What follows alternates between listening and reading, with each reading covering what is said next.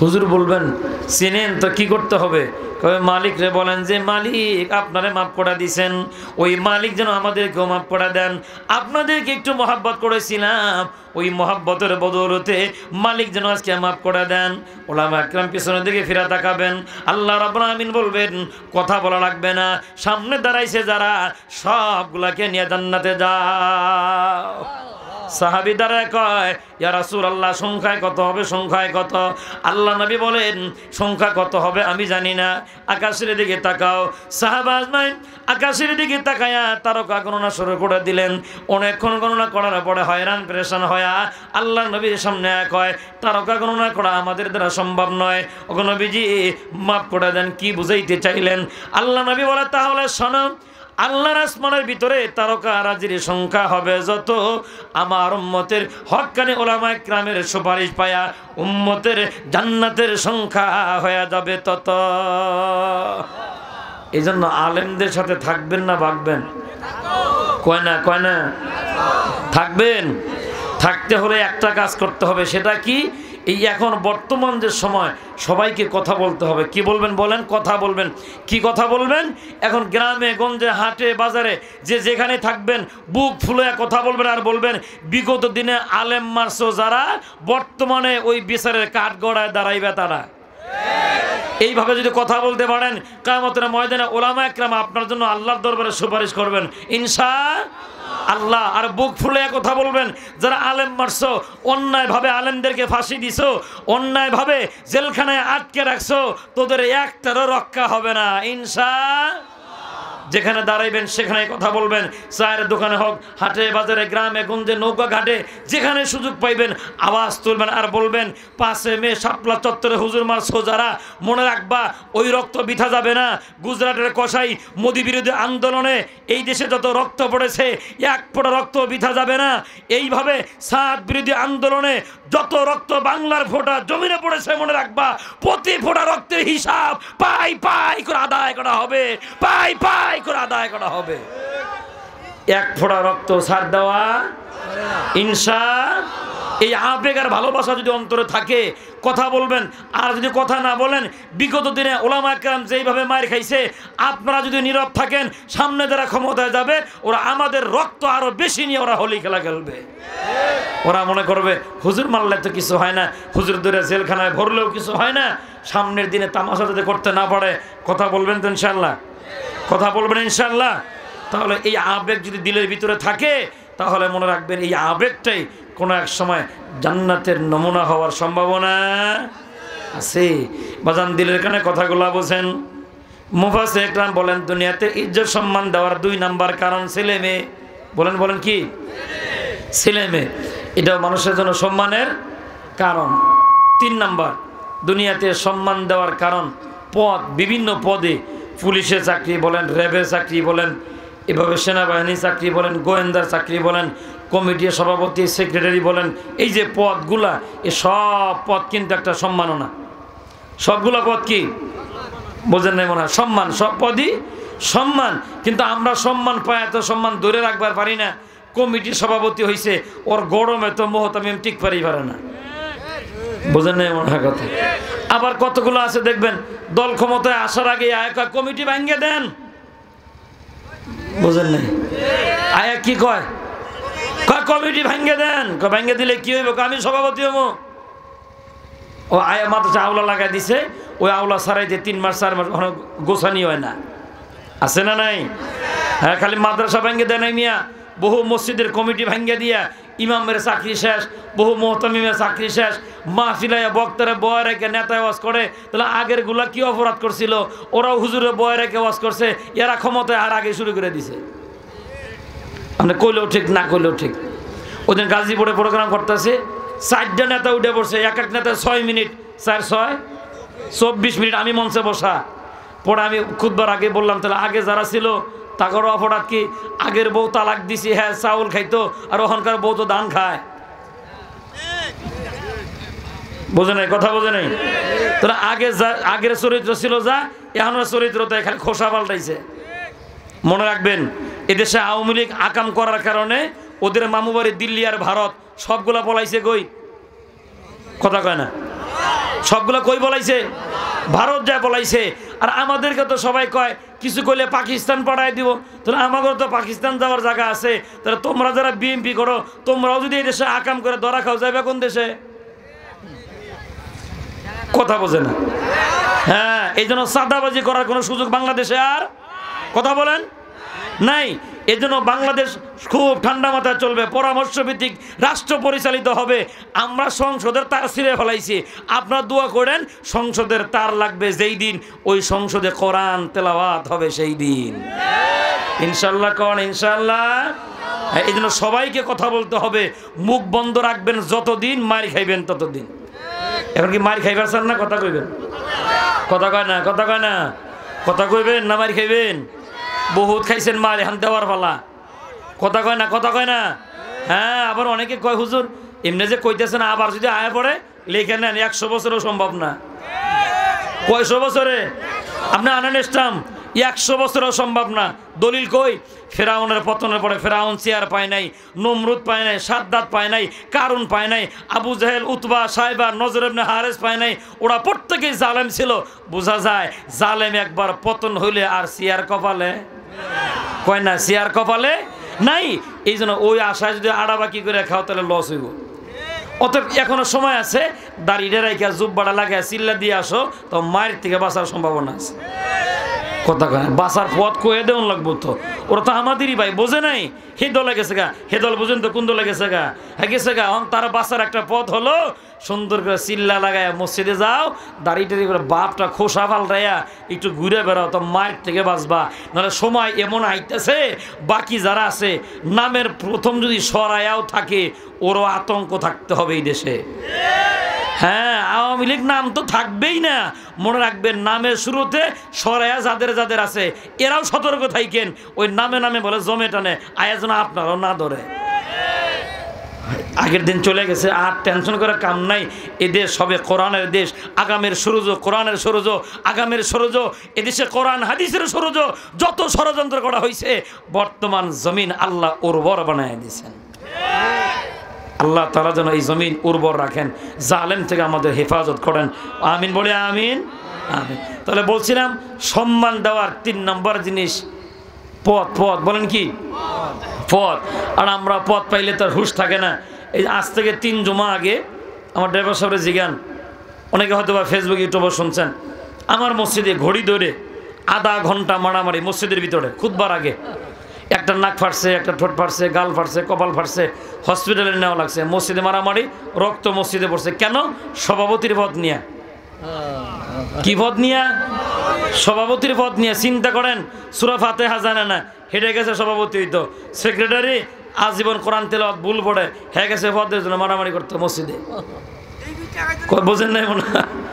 আল্লাহ তাআলা দিলেন সম্মান, ধরে রাখতে পারে নাই, এই পথ নিয়ে মারামারি করে রক্ত ঝরাইল মসজিদে। এগুলা হজ করেছে, ছোটো হজ। ছোটো হজ মানে কি? এই তো বুঝছেন, আলহামদুলিল্লাহ।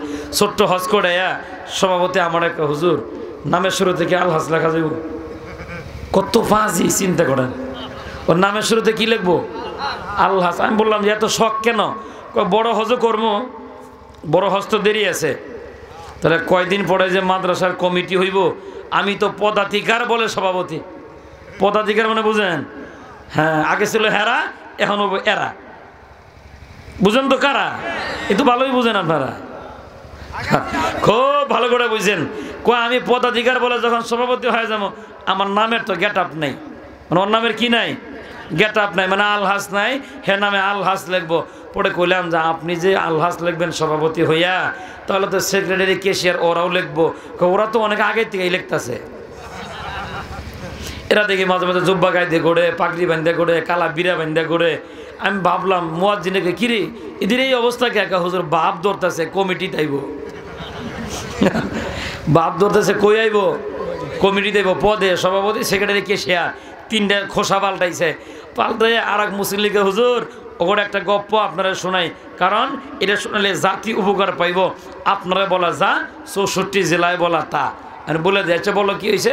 এই 3টায় দাওয়াত খাইবার গেছে এক বাড়ির, যেই বাড়িতে বিয়ে খাইতে গেছে ওই বাড়ির পাশে মসজিদ। মাগরিবের নামাজের আজান। কি ও চাদর, এই যে এই যে হে দলের নাকি উঠে যাকে ও এটা বোর্ডই হয় নাই, তাহলে ঠিক আছে, ওটা বোর্ড হয়েছে না। আলহামদুলিল্লাহ কোন আলহামদুলিল্লাহ। এই তিনটা গেছে দাওয়াত খাইতে, সভাপতি, সেক্রেটারি, কেশিয়ার। আশেপাশে মসজিদের মাগরিবের আজান হয়, আর সভাপতি, সেক্রেটারি আর কেশিয়ারে কয়, এই বেটা যে জুব্বা লাগাইছো নামাজ না পড়লে তো সবাই হাততালি দিব, ওই যে মসজিদ দেখাইছি ল নামাজ হয়ে গিয়া। অহন ঘটনা ক্রমে ইমাম গেছে ছুটিতে, বাজারের দিন মুয়াজ্জিন গেছে বাজারে, আইতে দেরি হয়েছে, ইমামও নাই মুয়াজ্জিনও নাই, সাধারণ মুসল্লি দুইটা আইছে। অন যে বড় জুব্বা সভাপতি কাছে, সেক্রেটারি আজান দাও, আল্লাহর কসম আমি জীবনও দেই নেই। কেশিয়ার তুমি দাও, আমার মাঝে মাঝে ভুল হয়। আর সভাপতি দেখছে পদাধিকার বলে তো আজান হেরি দেওয়ান লাগে, হে লাভ দে উঠে আজান লাগতো না, এমনি নামাজ পড়ে যায় গিয়া। বুঝতেছেন তো কি যোগ্যতা একটা। ঢুকছে মসজিদে, এখন তো নামাজের ভালা, সেক্রেটারি সাহেব সামনে যাও, আল্লাহর কসম একটা সূরাও জানি না। কেশিয়ার যাও, আমার তো মাঝে মাঝে ভুল হয়, মুক্তবে কবে পড়ছি মনেই নাই। এখন তো সভাপতির বেলা লাভ দে উঠে কয়, আসর যদি হইতো তাহলে আমি পারতাম। বুঝলেন, চিন্তা করেন, একটা আল্লাহর কসম জানেই না, একটার মাঝে মাঝে ভুল হয়, আর একটা মাগরিব পারে না, কুন্ডা পারে। হ্যাঁ, এটা আবার মোতামিম দৌড়ায়, কমিটির সভাপতি সেক্রেটারি হইয়া হুজুরদের লগে ফিরাফিরি করে, ইমাম পাল্টায়, আছে না নাই? হ্যাঁ, নিজের চেহারা আয়না দেখে না, হ্যাঁ হ্যাঁ ইমাম পাল্টানোর ওস্তাদ, মনে হয় হ্যাঁ ইমাম পাল্টানোর কন্ট্রাক্টে রেখেও দিছে, আছে না এরকম কিছু? আল্লাহ রাব্বুল আমিন বলে, গোলাম শোনো, ফাআম্মাল ইনসানু ইযা মাবতালাহু রাব্বুহু ফাআকরামাহু ওয়া নাআমা।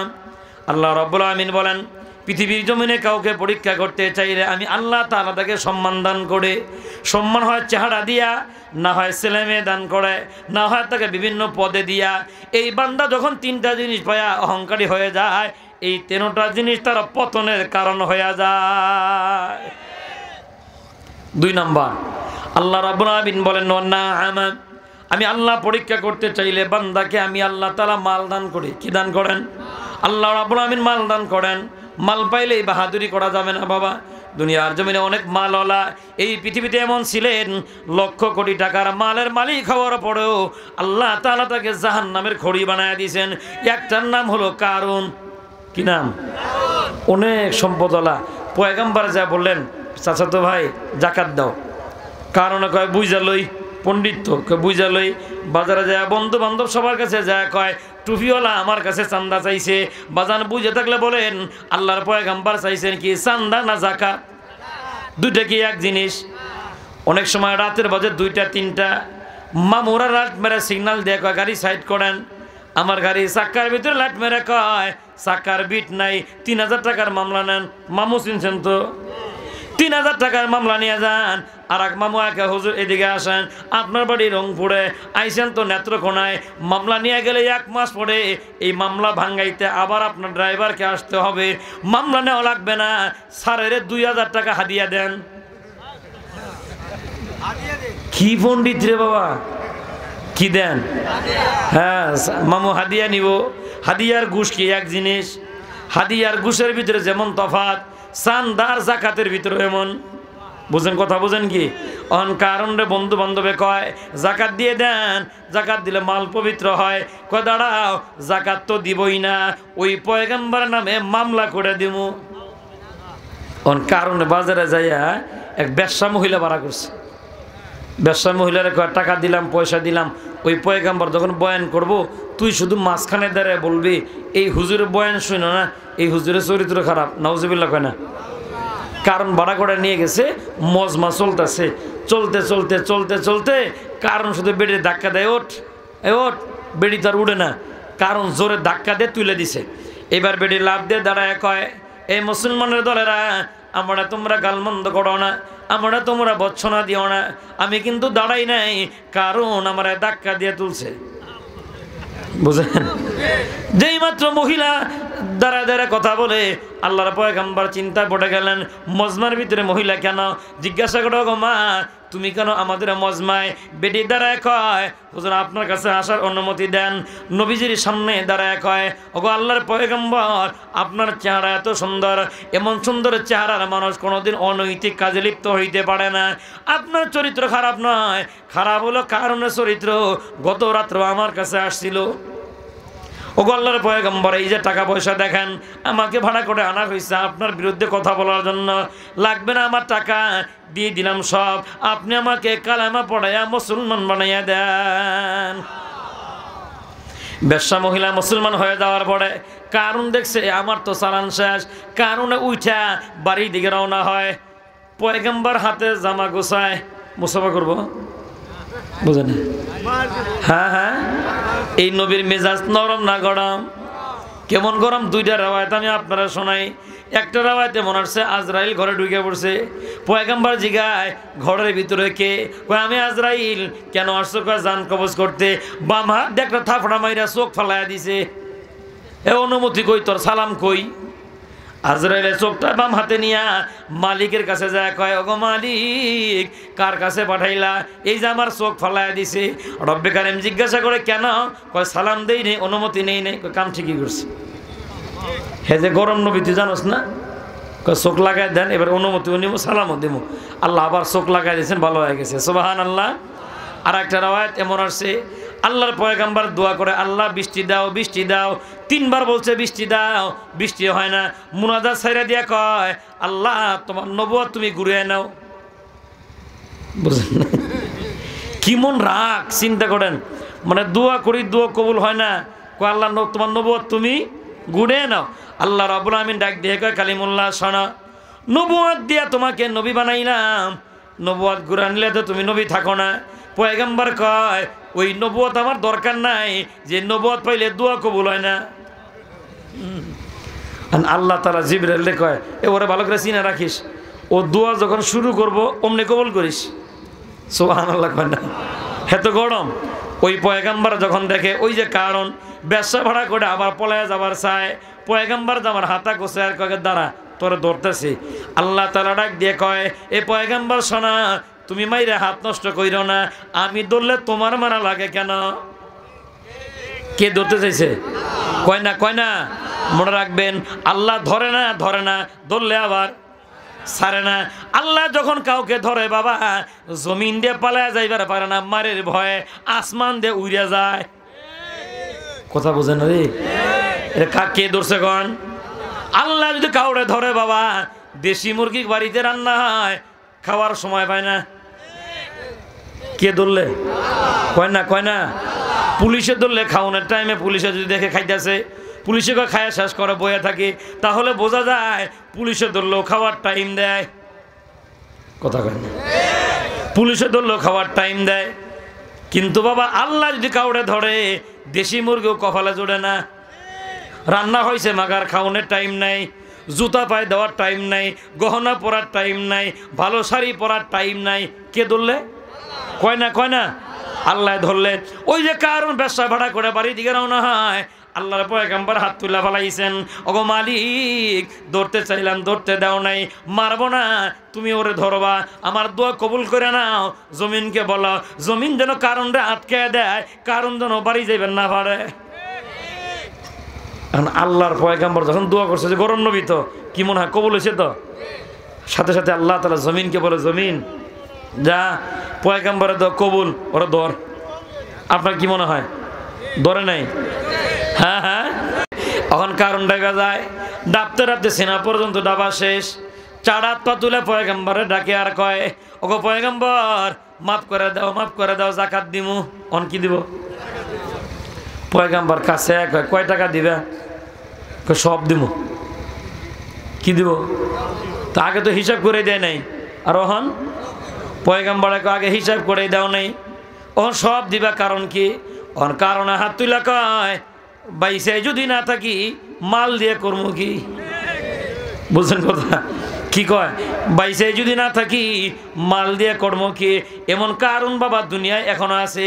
ওই যে দাড়ি কাইডা নৌকায় পলায়, পুলিশ জিজ্ঞাসা করছে বাবা দাড়ি কামাইছেন কেন, বাইসাই যদি না থাকি দাড়ি দিয়ে কর্ম কি। এটাও কারণের জাত, কথা কয় না। এটা কার জাত? এটা বক্তব্য সেম, শুধু নামের পরিবর্তন। কিসের পরিবর্তন? নামের পরিবর্তন, কিন্তু চরিত্র কারণের ছিল যা। এটার চরিত্র কারণের বক্তব্য ছিল বাইসা যদি না থাকি মাল দিয়ে কর্ম কে, আর এই কারণের বক্তব্য হলো বাইসা যদি না থাকি দাড়ি দিয়ে কর্ম কে। যদি বাইসা থাকি কত দাড়ি আই বোঝাইব। ওহন বাংলায় ফতোয়া দিছে বাইসা থাকলে মনে রাখবা জান বাঁচানি ফরজ, দাড়ি রাখা সুন্নাত। হ্যাঁ ফতোয়া দিছে বাংলা মুফতি, অথচ মাসালা হলো ইমান বাঁচান ফরজ। কয় না কয় না, কি বাঁচান ফরজ? ইমান বাঁচান ফরজ। আর হ্যাঁ গাঞ্জা ঘরে কয় জান বাঁচানি ফরজ। বাজান খুব গভীর মনোযোগ। আল্লাহ রাব্বুল আমিন পরীক্ষা করলেন কারণকে মাল দিয়া, পরীক্ষায় পাস না ফেল। শুনতেছেন কি আমার কথা? বোঝার চেষ্টা করতেছেন? আল্লাহ যেন সহি বুঝ দান করেন, বলে আমিন। আল্লাহ তাআলা দিলেন মাল, করলেন পরীক্ষা, কারণ পরীক্ষা, মালের পরীক্ষা পাস না ফেল, তার মাল তার জাহান্নামে যাওয়ার কারণ হয়ে গেল। আর একটা লম্বা সূরা হাদিস থেকে বাবা সোনালী যুগ ইতিহাস থেকে আমি আপনাকে শোনাচ্ছি। আল্লাহর এই জমিনে যারা ধনাঢ্য বান্দা ছিলেন তার ভিতরে ওসমান ইবনে আফফান রাদিয়াল্লাহু তাআলা একজন। আল্লাহ রাব্বুল আমিন তার বান্দাকে এত মাল দিলেন, আল্লাহর পয়গম্বর ওসমান ইবনে আফফানের মাল দিয়া আরবের দুর্ভিক্ষ দূর হয়ে যেত। আল্লাহ তারা এত মালের মালিক বানায় দিয়েছেন। এই মাল দিয়া কেমনে জান্নাত কামাই করে দেখেন। আল্লাহ নবী হিজরত করে গেলেন মদিনায়। কষ্ট হইতেছে কি ভাই? এটা কষ্ট হইতে হইতে শেষ হয়ে যাবে ইনশাআল্লাহ। আল্লাহ নবী হিজরত করে গেলেন মদিনায়, লবণাক্ত পানি খাইতে পারে না। আল্লাহ নবী রহমতে দো আলম নবী বক্তব্য দিয়ে কয়, এ সাহাবা আজমাইন, তোমাদের ভিতরে কেউ আসো, আমাকে একটু মিষ্টি পানির ব্যবস্থা করে দাও। সাহাবা আজমাইন বলে বক্তব্য শেষ। আমরা দৌড়ায় গেলাম মিষ্টির পানির সন্ধানে, কোথাও খুঁজে পাওয়া যায় না। ওসমান ইবনে আফফান রাদিয়াল্লাহু তাআলা আনহু বলেন, খুঁজতে খুঁজতে গিয়ে একটা কুয়া পাইলাম। কুয়া পাইছি কিন্তু মালিক নাই, পাহারাদার আছে। যা কয় বাবা আমাদের নেতায় পানি খাবে, পানি দাও। নেতার নাম কি? মুহাম্মদ সাল্লাল্লাহু আলাইহি ওয়াসাল্লাম। এবার ওই ইহুদি দাঁড়ায় কয়, বাবা আমি কুয়ার মালিক না, পাহারাদার। কি কয়? আমি কুয়ার পাহারাদার। এখন কয় পাহারাদার তো কি হয়েছে, দেও না পানি? কয় না, আমি পাহারাই দিই, পানি দেওয়া সম্ভব না। ভালো করে বুঝেন, নেতা খাইতে চাইছে, কর্মী আয়া পানি চায়, দেয় না। আর আমরা যে নষ্ট রাজনীতি করি বাবা, নেতা যদি কইতো পানি নিয়ে আয়, আর এই বুড়া যদি কইতো যে আমি পাহারাদার পানি দিব না, ওরে জাতাদের ধরে জিভ ব্যবহার করে ফেলাইতাম একবারে। যে আমার নেতাই কইছে পানি খেবে, তুই দেওয়ার কেডা না দেওয়ার কেডা? ওনার ফলা বানাইছে, হ্যাঁ পানি নিও না, আমার বাপেরে মেরে ফেলাইছো, লাগলে তোগরও মেরে ফেলামো। 3টা মার্ডার করে হলো পানি নিয়ে যাবো, 4টারে মেরে লাইছে। মাইরা বালতি ভরে পানি গিয়ে নেতারে দেয়, নেতার ডোক বড়া খায় আর কয়, বাহ খুব মিষ্টি পানি রে। ওখান কর্মী কব, স্যার খাইছেন তো পানি, 4টা মার্ডার করে পানি আনছি। ওর নেতায় কব, চমৎকার কাম করছস। কয় না, মারলো মানুষ আর হ্যাঁ দিল বাহাবা। কয় যা তোর ব্যাপারটা আমি সামনে দেখবো নি। সামনে কি করব? দেখবো নি। সামনে আর কি দেখবেন, আমার তো সার একটা নিয়াত ছিল। কি নিয়াত? কই এখন আছি মেম্বার, সবাই ছাড়তে ছাড়তে কিচ্ছুই থাকে না, আমি কিছুই পাই না। আমি চাইছিলাম আমি আবার চেয়ারম্যান হইতাম। কই একটা ব্যাপার হলো, বানাই দিব নি। কই কেমনে চেয়ারম্যান হমো? মানুষ তো আমার বোর্ডই দেয় না। হে বেটা তুই আমার পানি খাওয়াইছস, 4-5টা মার্ডার করে ফেলাইছস, তুই তো একখান পোলা, যোগ্য কর্মী তুই। সামনে আবার কিসের বোড়াবড়ি লাগবো বেটা? দিনের কাম রাত্রে করে আলাম মনে। বোঝে না, কথা বোঝে না। আরে কেমনে করলে আপনি বুঝবেন? এটা হলো বাজান দুনিয়ার রাজনীতি। নেতারে খুশি করার জন্য হাজারটা অপরাধ করতে কর্মী দ্বিধাবোধ করে না। ওই যে নেতায় খাবে পানি, ওই নেতার কর্মী দাঁড়ায় আছে। ইহুদি কয় আমি পাহারাদার, মালিক না। আল্লাহর পয়গম্বরের সাহাবী ওসমান ইবনে আফফান রাদিয়াল্লাহু তাআলা বলেন, মালিকের ঠিকানা দাও। কয় ঠিকানা লাগবে না, ওই যে ঝুপড়ি ঘরের ভিতরে ওই বুড়িটাই এই কুয়ার মালিক। ওসমান ইবনে আফফান রাদিয়াল্লাহু তাআলা দৌড়ে গেলেন বুড়ির কাছে, যায় কয়, ওগো মা আমার 1 বালতি পানি লাগবে। ওহন বেডি কয় পানি নাও। আমি তো পানি মাগনা দিই না, বিক্রি করি। ওসমান ইবনে আফফান বলেন, হ্যাঁ ঠিক আছে আমি কিনেই নেব। বলছে কি নিবা? এবার বেডি কয় এক বালতি পানি নাও, এক বালতি খেজুর দাও। ওসমান গনি বলেন, এক বালতি না 2 বালতি দেবো। সুবহানাল্লাহর ওয়াজ লাগবো? বুঝতেছেন কি কথা? না ঘুমায় গেছেন? ঘুমায়েন না। ওসমান না আফফান বলেন 2 বালতি দেবো। বেডি লইরে সরে বয়ে কয়, না 2 বালতি লাগবো। ওসমান রাদিয়াল্লাহু তাআলা বলেন, তোরা 4 বালতি দেবো। সুবহানাল্লাহ। এবার বেটি দাঁড়ায় কয়, দাঁড়াও, আগে আমি তোমার পরিচয় নিয়ে এলেন। নাম কি? কয় ওসমান। বাবার নাম? কয় আফফান। বাড়ি কই? কয় মক্কায়। কয় শুনছি মক্কায় এক ওসমান আছে, মানুষ যারে গণি কয়, তুমি কি হেই বেড়া? কয় হ্যাঁ আমি হেই লোক, মানুষ আমার গণি কয়। এটাকে আল্লাহ একটু মাল দিছে। কয় বুঝলাম, তাহলে এত মালের মালিক, মাত্র 4 বালতি খেজুর দিয়ে পানি নিবা? তাহলে এক কাম করো, আমি চাইতে ঠকছি তো, আমার এই 1 বালতি পানি নাও, একটা করে খেজুর গাছ লিখে দাও। ওসমান গনি কয় কাগজ কলম আন, 2টা লিখে দেবো। সুবহানাল্লাহ। বেটি কয় 2টা না 4টা দাও। কত? 8টা দেবো। ওখান বেটি কয় তাহলে গাছ লাগবো না, একটা বাগান লিখে দাও। ওসমান গনি কয় কাগজ কলম আন। বেটি গেছে কাগজ কলম আনতে, সামনে আয় দেখে ওসমান গনি রাদিয়াল্লাহু তাআলা তরবারি নিয়ে দাঁড়ায় আছে। বেটির হাতে তরবারি দিয়ে কয়, এই যে নাও তরবারি হাতে। মহিলা তরবারি হাতে নিছে। ওসমান গনি জুব্বা খুললেন, গেঞ্জিও খুললেন, খুলে কয়, এই তরবারি দে আমার বুক ফাটা, বুকটারে ফাটাইয়া কলিজা তুই নে, আমারে পানি দে। কলিজা তুই নে, আমারে পানি দে। কলবে মুমিন হের মেখানা, দখলে গাইরে সুদ হারাম, একজনরা বদ সৌহার আখদে দাদান কাইয়ার আওয়াজ। একজন নারীকে বিয়ে দেওয়ার পর আবার যেমন বিয়ে দেওয়ার সুযোগ থাকে না, মুমিনের অন্তর যদি একবার আল্লাহর জন্য দেওয়ানা হয়, ওই অন্তরের দুনিয়ার কোনো মহব্বত থাকে না। ওসমান গনি বলেন, আরে বালতি বালতি খেজুর চাও, গাছ লেখা চাও, বাগান লেখা চাও, সবই দিলাম, আমি ওসমানের কলিজাও তোরে দিয়ে দিলাম। এবার মহিলা দ্বারায় কয়, রে কেমন মানুষ, কোন লোকটারে পানি না খাওয়াবে? সর্বনাশ। এ ওসমান দাঁড়াও, আমার এই কুয়ার পানি নিয়ে তুমি কারে খাওয়াবা? ওই লোকটারে চেহারা আগে আমারে দেখাও, এরপরে তোমার কাছে পানি বিক্রি করা হবে। ওসমান গনি বলেন, লোকটারে তুমি দেখবা? কয় হ্যাঁ। কয় চলো, বুঝে থাকলে বলবেন হেদায়েতের মালিক। হেদায়েতের মালিক আল্লাহ রাব্বুল আমিন বলেন, ইন্নাকা লান তাহদি মান আহবাবতা ওয়ালাকিন্নাল্লাহা ইয়াহদি মান ইয়াশা। ওগো নবী, আপনি যারা মহব্বত করেন, চাইলে তারা হেদায়েত দিতে পারবেন না। খাজানা আমি আল্লাহর হাতে, আমি যাই তার হেদায়েত দিতে পারে। আল্লাহর পয়গম্বরের সাহাবী ওসমান ইবনে আফফান বলেন, চলো না আল্লাহ নবীরে তোমারে দেখায়। অনেক দূর থেকে আল্লাহ নবীর চেহারা দেখার পরে ইহুদি মহিলা থমকে দাঁড়ায়া ওসমান গনিকে ডাক দিয়ে কয়, আরে ওসমান, ওই যে লোকটা দেখা যায় তারে তুমি চেনো?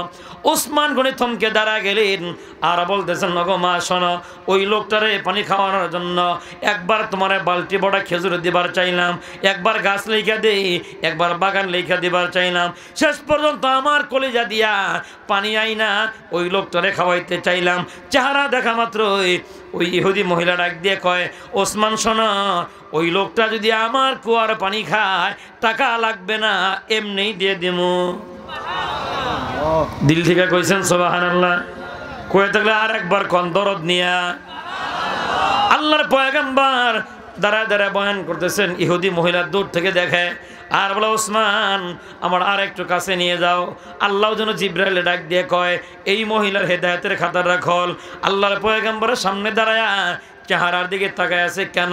রব্বে কারীম বলেন, লাকাদ মান্নাল্লাহু আলাল মুমিনিনা ইয বা'সা ফীহিম রাসূলা। আল্লাহ রাব্বুল আমিন বলেন, মুমিনদেরকে আমি আল্লাহ তাআলা যত নিয়ামত দিলাম, সব নিয়ামতের চাইতে বড় একটা নিয়ামতের নাম মুহাম্মাদুর রাসূলুল্লাহ সাল্লাল্লাহু আলাইহি ওয়াসাল্লাম। এটা এমন একটা নিয়ামত, চেহারা দেখলে গুনাহ মাফ হয়ে যায়, চেহারা দেখলে তৃষ্ণা নিবারণ হয়ে যায়, চেহারা দেখলে ক্ষুধা নিবারণ হয়ে যায়, চেহারার দিকে তাকায় থাকলে জাহান্নাম হারাম হইয়া জান্নাত ওয়াজিব হইয়া যায়। নবীর চেহারার দিকে তাকায় থাকতে থাকতে মনের অজান্তে কালেমা পড়া মুসলমান হয়ে গেছে। আল্লাহ নবীর সামনে মস্কো ভরা পানি নিয়ে কয়, ইয়া রাসূলুল্লাহ, ইয়া হাবিবাল্লাহ, এই যে নেন, এইটা মিষ্টি পানি আমি আপনারে হাদিয়া দিলাম। শুধু এক মস্ক পানি নয়, এটা আপনাকে দিয়ে দিলাম।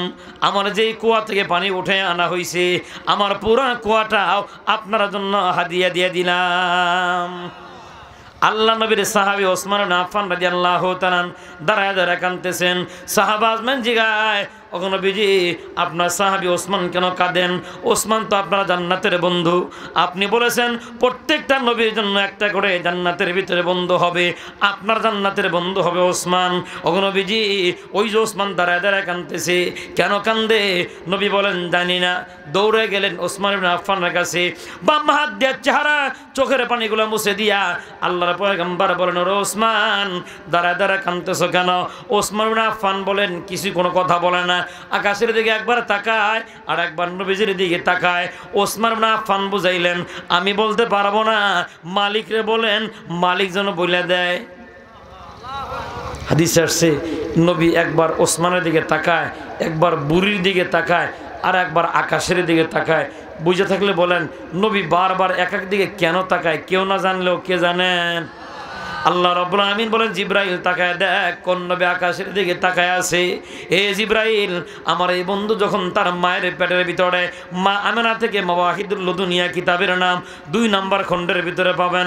মা আমেনা থেকে এমন রেওয়ায়েত আছে বাবা, মা আমেনা বলেন, শিশু মোহাম্মদ যখন আমার পেটের ভিতরে, শিশু মোহাম্মদকে পেটে নিয়ে কুয়া থেকে যখন পানি আনতে গেলাম, আমাকে দেখা মাত্র কুয়ার পানি উপরে চলে আসতো।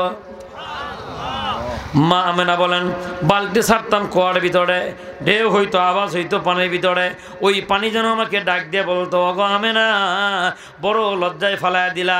আমেনা, তুমি জানো না রহমত দো আলম নবী তোমার পেটে, সাইয়্যিদুল কাউনাইন নবী তোমার পেটের ভিতরে। ওগো আমেনা, ওই নবীকে নিয়ে আর কুয়ার কাছে আসা লাগবে না। পানির যদি প্রয়োজন হয় বাড়ি থেকে ইশারা দিও, পানি তোমার বাড়ি চলে যাবে। মা আমেনা থেকে মনে একটা রাওয়ায়াত আছে, মা আমেনা বলেন, শিশু মোহাম্মদ যখন জন্ম নিয়ে জমিনে পদার্পণ করলেন, আমি সন্তানের দিকে তাকায় দেখি মাকতুয়া সুররা, নাবি কাটা, মাকতুনান মুসলমানি করানো, মালবুসান পোশাকটাও পরানো। সুবহানাল্লাহ, সুবহানাল্লাহ। মা আমেনা বলেন, এমন সুন্দর সন্তান দেখে দিলের মধ্যে আবেগ চলে আসছে। আকাশের দিকে তাকাইয়া চোখের পানি ছেড়ে কাঁদতেছিলাম আর বললাম, ওগো মালিক, এই সন্তানের বাবা নাই, এখন বাবা বেঁচে থাকলে দৌড়ে বাজারে যাইতেন, খেলনা কি নাই না সন্তানের হাতে দিতেন। মা আমেনা বলেন, কথাগুলো মনে মনে বলতেছিলাম, কে যেন মাথার উপর থেকে আওয়াজ দেয়া বলে, আরে আমেনা, জবান বন্ধ করো, হতে পারে সন্তানটা তোমার, মনে রাখবা বন্ধু কিন্তু আমার। হে আমেনা, কিসের খেলনা?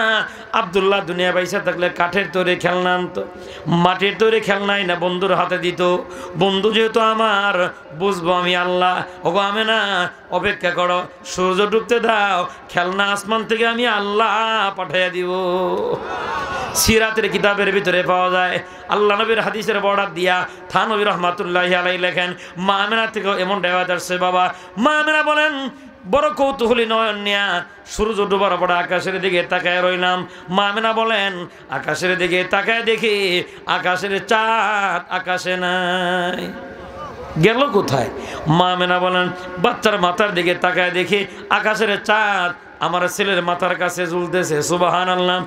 জিজ্ঞাসা করা হলো পরবর্তী তখন নবীজি, সেই দিন চাঁদ কেন আপনার মাথার কাছে এসেছিল? ক্বালান নবী সাল্লাল্লাহু আলাইহি ওয়াসাল্লাম, আন্নাল কমারা ইউগান্নিনি ওয়া সালামু আলাইয়া। কেন এসেছিল জানো? সেই দিন চাঁদ এসেছিল আমাকে গান শোনাইতে, আমি নবীকে সালাম জানাইতে।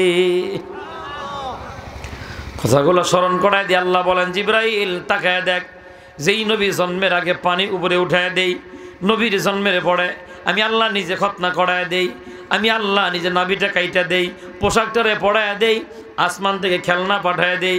ওই বন্ধু আকাশের দিকে তাকাইছে, এ জিব্রাইল তাড়াতাড়ি যা, বন্ধুর চোখের পানি জমিনে পড়ার আগে ওসমান কেন কাঁদতেছে, ওসমান কান্নার কারণ, আর ওসমানের বদলা আমি আল্লাহ কি দিব, এটার সুসংবাদ দিয়া কোরআনের আয়াত আমার বন্ধুর উপরে নাজিল করে দে। জিবরাইল নাজিল হয়ে গেলেন, নাজিল হয়ে গেল আমার তেলাওয়াতকৃত আয়াত। আল্লাহ রাব্বুল আমিন বলেন, ফাআম্মাল ইনসানু ইযা মাবতালাহু রাব্বুহু ফাআকরামাহু ওয়া নাআমা। আল্লাহ বলেন, আমি কাউকে পরীক্ষা করতে চাইলে তার সম্মান দেই, আমি আল্লাহ তারে মাল দেই।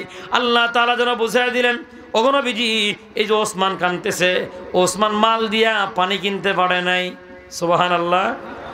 সব ঘটনা শোনায় দিলেন, সাথে সাথে এটাও শোনায় দিলেন, ওগো নবীজি আপনার ওসমানকে বলেন আজকের এই দিনের পর থেকে নিয়ে আমি আল্লাহ তাআলা ওসমানের মালকে এমনভাবে কবুল করে নিলাম, আমি আল্লাহ তাআলা ওসমানের মালের উপর খুশি হইয়া জান্নাতের মালিকানা ওসমানের জন্য ওয়াজিব বানিয়ে দিলাম।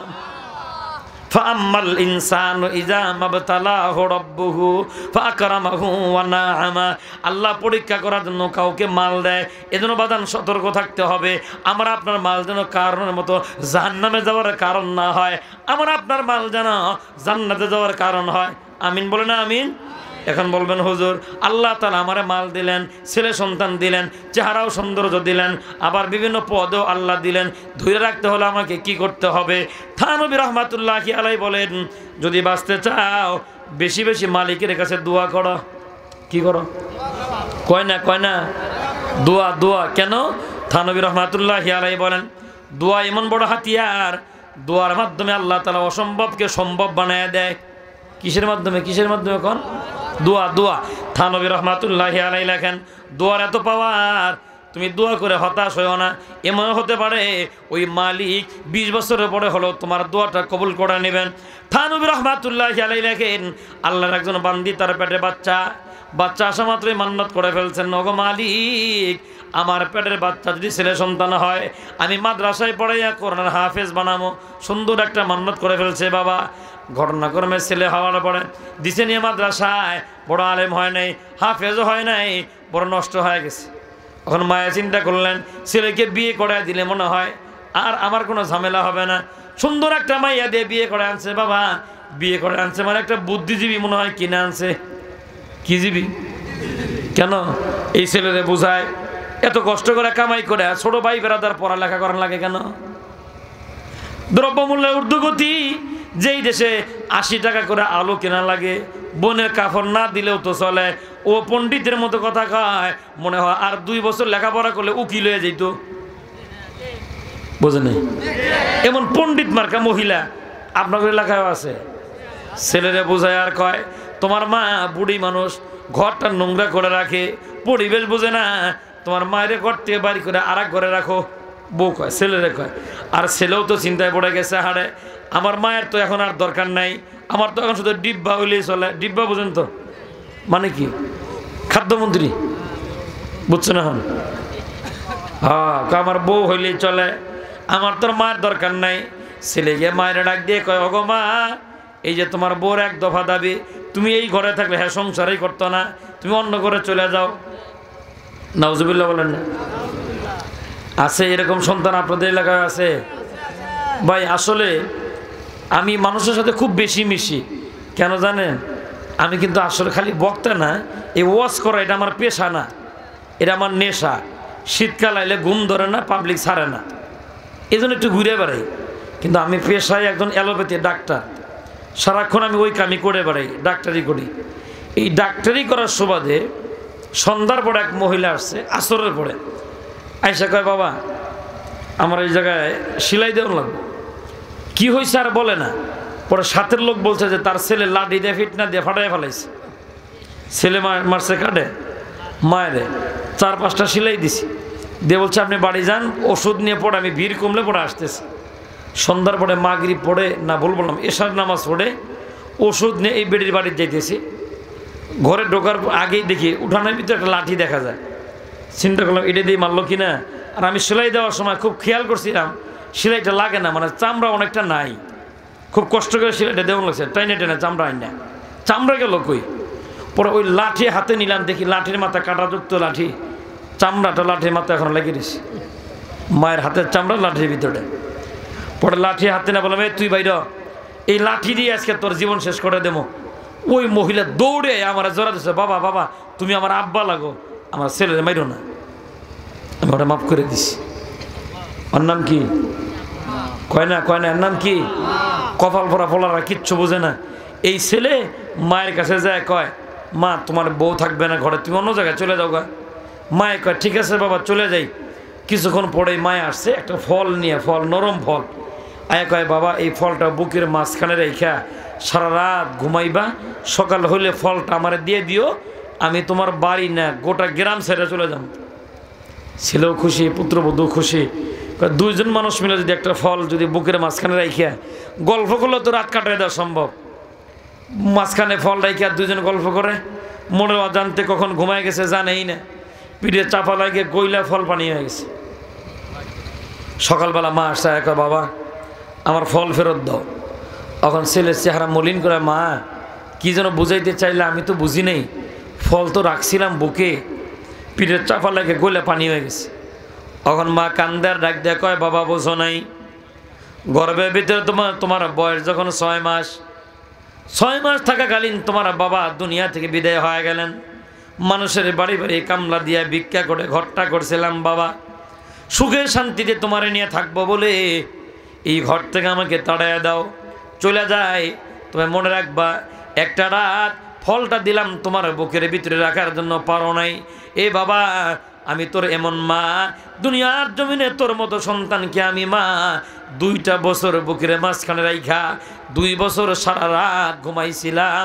আল্লাহর কসম একবারের জন্য পিঠে চাপা লাগে নাই। ছেলের মনে একটু মায়া লেগে গেছে বাবা। ছেলে ডাক দেখো, গো মা আমি যাবো না, থাকো তুমি আমার ঘরে, যাওয়া লাগবে না। বেশ কিছুদিন থাকার পরে ওই বুদ্ধিজীবী মার্কা বউ বারবার বোঝায়, চলো না ঘর জামাই থাকবো, ঘর জামাই। ছেলেকে নিয়ে চলে গেছে বাবার বাড়ি ঘর জামাই থাকার জন্য।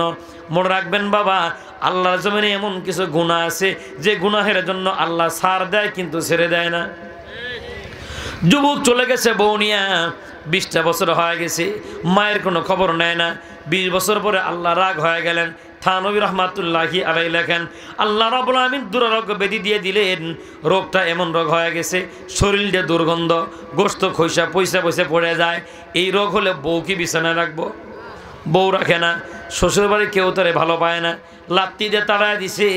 আল্লাহর বান্দা গ্রামগঞ্জে ঘোরে আর কান্দে আর কয়, আহারে আমার তো যাওয়ার কোনো জায়গা নাই।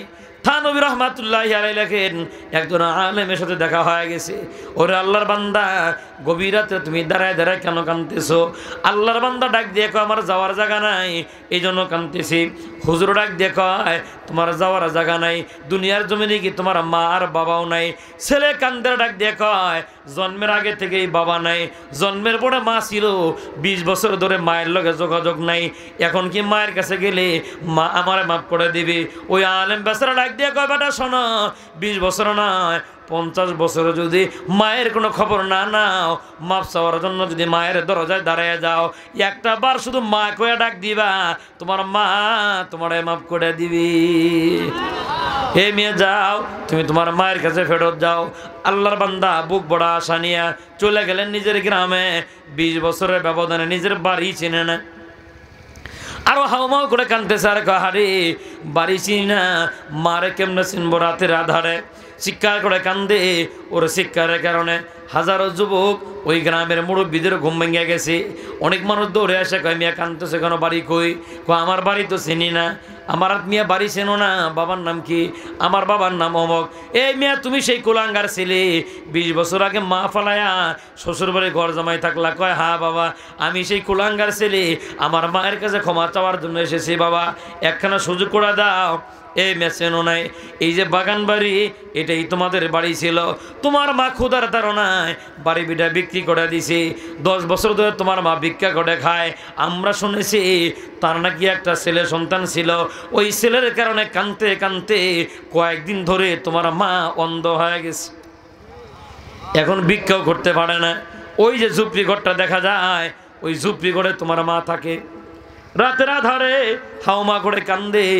এই গ্রামের মানুষেরা খাবার দিয়ে গেলে তোমার মা খায়, যেই দিন কেউ ভুলে যায় না খায় তোমার মা কান্দে আর ঘুমায় না, সারা রাত তোমার মা তো ঘুমায় না।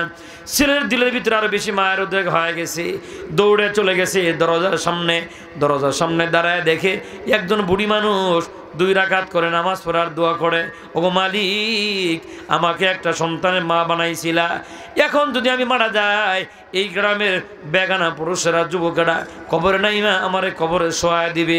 আয় আল্লাহ মানুষের হাতে আমারে কবরে নামায়ও না।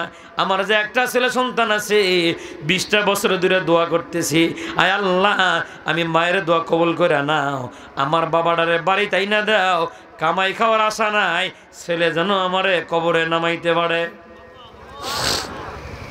কামাই খাওয়ার দরকার নাই, 2 রাকাত করে নামাজ পড়ে আবার দোয়া করে, ওরে মালিক 20 বছর ধরে দোয়া করে তুমি তো কবুল করো না, কবে কবুল করবা তাও জানি না, মনে হয় দুনিয়া থেকে আমি চলে যাব, আমার তো চোখটা অন্ধ হয়ে গেছে, মানুষের বাড়ি বাড়ি হাঁটতেও পারি না, মানুষ যদি আমার খাবার বন্ধ করে দেয় না খায়া মোড়া ছাড়া আমার কোনো পথ নাই। এইভাবে দোয়া করে আর কয়, ওগো মালিক মারা যাওয়ার আগে আমার একটা দোয়া কবুল করো।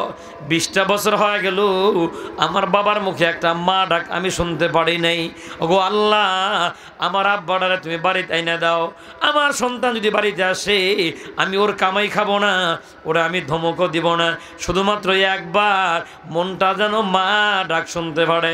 বারবার দোয়া করে, ছেলের মনে বড় আবেগ চলে আসছে, আহারে 20 বছর খবর নেই না, কাপড় দেই না, খাবার দেই না, এরপর আমার মা ডাক শোনার জন্য ব্যাকুল হয়ে আছে। রাতের আধারে দরজার সামনে দাঁড়ায়া কান্দে আর কয়, ওগো মা তোমাকে আর কান্দতে হবে না, তাকায় দেখো তোমার সন্তান তোমার দরজার সামনে দাঁড়ানো। সুবহানাল্লাহ।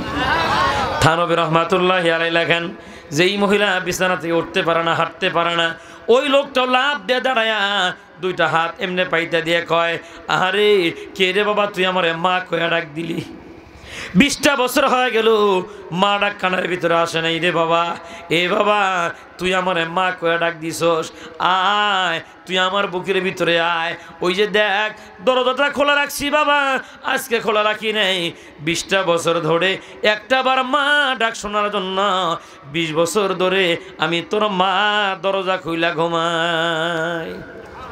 এ বাবা তাকে দেখ দরজা খোলা, দরজা লাগাইতে যায় খিলটাও লাগাই দিই, শেকল লাগাই দিই, মনটা তখন বলে লাগাইস না, গভীর রাতে তোর সন্তান তোরে মা কয়া ডাক দিব, এ বাবা তুই আমার মা কয়া ডাক দিস, অন্তরটা ঠান্ডা হয়ে গেছে। মা হাত পাইতে দেওয়ার পরে সন্তান দৌড়ে মায়ের কাছে চলে গেলেন, মা সন্তানের গালে চুমা খায়, কপালে চুমা খায়, ঠোঁটের ভিতরে চুমা খায়, ছেলে কান্দের ডাক দিয়ে কয়, ওগো মা পৃথিবীর মানুষেরা না কয় আমার শরীরটা নাকি দুর্গন্ধ, কয় তুমি যে আমার চুমা দিলা তোমার নাকে কি দুর্গন্ধ মনে হয় না, মানুষেরা আমারে তাড়ায় দেয়, বাজারেও যাইতে দেয় না, আমার শরীরটা দুর্গন্ধ।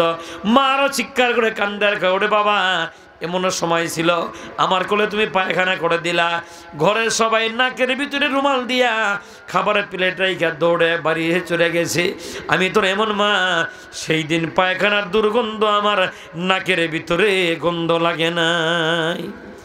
এ বাবা তোরে নিয়ে একটা দোয়া করি।